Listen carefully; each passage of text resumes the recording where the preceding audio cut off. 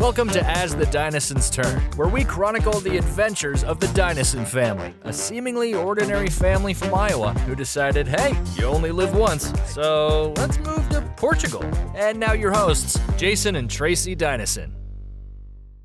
Well, welcome to another episode of As the Dinosaurs Turn. As usual, we don't really have a script or a topic to talk about, but I have a feeling we'll fill 5 or 10 minutes of time. It's funny how people do watch and listen to this podcast, and they seem to care when we don't have an episode up, because people are, you haven't put anything up for a while. So it's like... Gotta make sure we meet our weekly deadlines. That's right.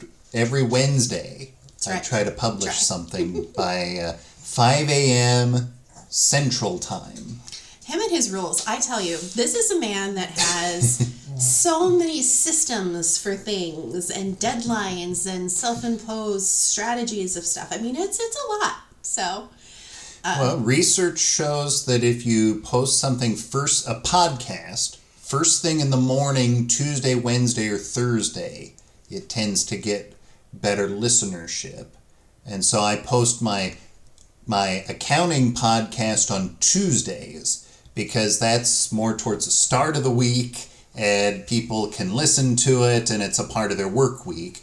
Our podcast, I ended up going with Wednesdays because it's something that people might listen to on Thursday or Friday then as a lead-in to their weekend. I thought Thursday would be a little too late to post it because you might miss it when it drops on Thursday and then it's Friday and then suddenly it's the weekend. So Wednesday is the day that I chose.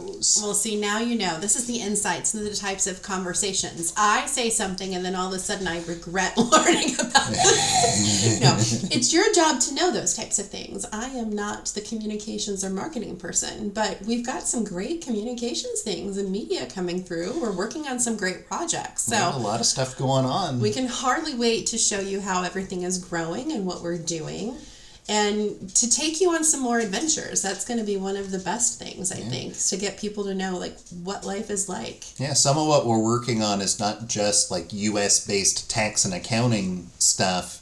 It's Portugal stuff. And there'll be more to come on that, but it's going to be Portugal culture and life and I don't know, just introducing you to interesting people and places and some of the people who are in our network that we are grateful for. Yeah. So that will be a lot of fun.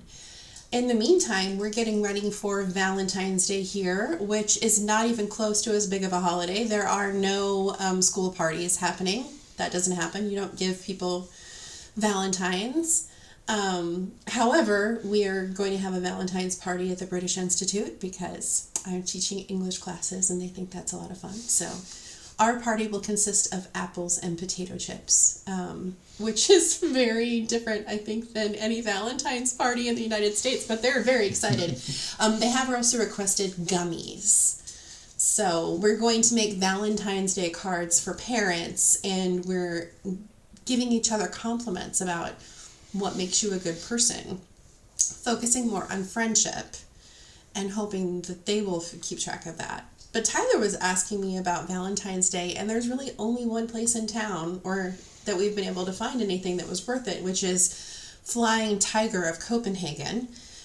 They have all of the seasonal stuff, but he's kind of disappointed that he's not going to be getting any Valentine's Day things, I've been told. So it sounds like we better start planning some things for Valentine's Day. Well, you and I have never really done much at all for Valentine's Day ever, have we? Not since we were engaged. That was the last time I got a Valentine's Day present, people. I think that's a bit of an exaggeration, but... No, that's the last time you bought me a present that wasn't just you went to the grocery store and got something. So I'm not exaggerating. Maybe this year it'll be different. And the silence. We have not been good. You're right. We have not been good about celebrating our relationship or showing each other how we appreciate each other. And so I think that's one of the things we're working on changing. So, well, I'm demanding we work on changing. How's that? Because, you know, our kids are growing up. They're going to be gone. And we need to make sure that we have a strong relationship for all of that too. Which means that he's going to have to start buying presents and going on dates with me. We always say that that's going to be one of those things that we're going to prioritize. But now I'm planning dates because I'm tired of waiting. So, I hope you're ready. It's going to make him spend money, but because it's our money. Dollar Dynasty. Yes. Ironically, that was part of the reason why we quit doing things, is we didn't have the money. And then it's like we don't have the time. For a while, we legitimately didn't have the money to do anything. That is definitely true. You know, in my defense. Just saying. I like to throw him under the bus, but it's one of the things that I don't think anybody's good at when you've been in a long-term relationship. Like, we've got to work on it. It's hard when you have kids, little kids. Oh my gosh. We don't now, or they're teenagers, but when you have toddlers and infants and toddlers, it's hard, and then time goes fast. Even young elementary is still hard. I mean, I do not miss that at all. Like, at all. And so I think that making those, like, the kids growing up definitely helps. And I think that that's important. But I do love that even though I'm giving him a hard time, it's because our children are giving him a whole lot of crap in a lot of ways. And so it's all in jest and joking. But we have to start doing more things because they've asked, what's Dad going to do for you on Valentine's Day, Mom? What are you going to do for Dad on Valentine's Day, Mom? I'm like, wow, we better start amping up our game because they're noticing. I guess. And, I think it's important. How many times, like, I don't want my kids to be in a relationship where, like, they never celebrate love or think about it. I want them to be thinking about that. So we're going to have to start modeling things. I hope you're ready for it, sir. Mm-hmm. But this weekend, I don't even know what's going to happen. I will try and get a reservation. Can't decide if that's going to happen because I found a place that's got a really good restaurant, like Michelin star restaurant in Guimarães that's really popular, and I can hardly wait to go there. But when can we get our reservation? So that's a date that I'm working on. Okay. And Tyler is going to take a pottery class for this weekend. So he's going to learn how to throw something on the wheel. We'll see how that goes. I think he's excited about it. Mm-hmm. But that also means we have 3 hours to kill in Guimarães on Saturday. So maybe we'll go and have some fun and spend our time there. Mm-hmm. Well, otherwise, I love you. Spring has sprung where we're at. Absolutely. I know as we're recording this, the Iowans are dealing with snow. 6 to 10 inches of snow. Good luck. No, sorry, I should be. It's still chilly here, but you can tell that spring is near. Like the air has changed. The sun, when the sun is out, it's back to what it is here in Portugal, where it's like you're going to fry your skin off because the sun is out.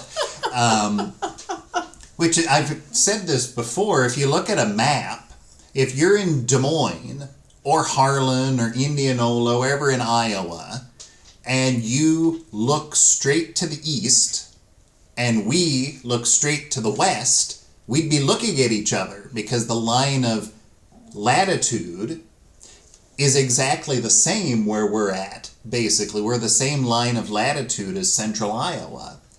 So, sunrise and sunset, and how high the sun gets in the sky, all of that's the same as in Iowa, but it's very different when the sun is out here, even this time of year, compared to in Iowa. It's much more powerful. Like the rays of the sun feel more powerful. I think that they are, but I mean, even in all the time that I lived in Spain, we always said, hey, they're like, oh, sunshine, no big deal. And my students who've traveled with me say this too. That they're like, oh, no, I don't need sunscreen. I'm fine. And then before you know it, they've got a sunburn that they can't deal with. And we're all trying to help, like, hydrate them and say, well, because the sun is different.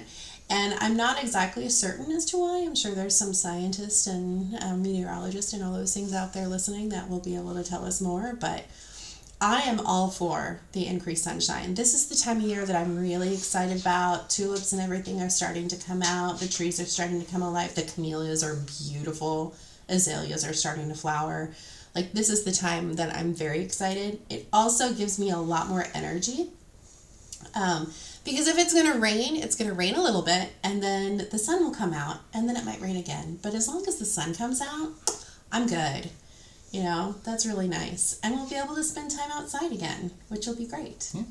My sinuses don't like it, though. I've discovered that. So they've put me on some kind of nasal spray that I have to take. Normally you would take it like once a day. I have to do 2 times a day, 2 puffs 2 times a day. So like 4 sprays of it every day. Right. Well, and to be honest, we all ended up with influenza B. Not me. Oh, not you. God forbid. No, I had a sinus infection. Okay.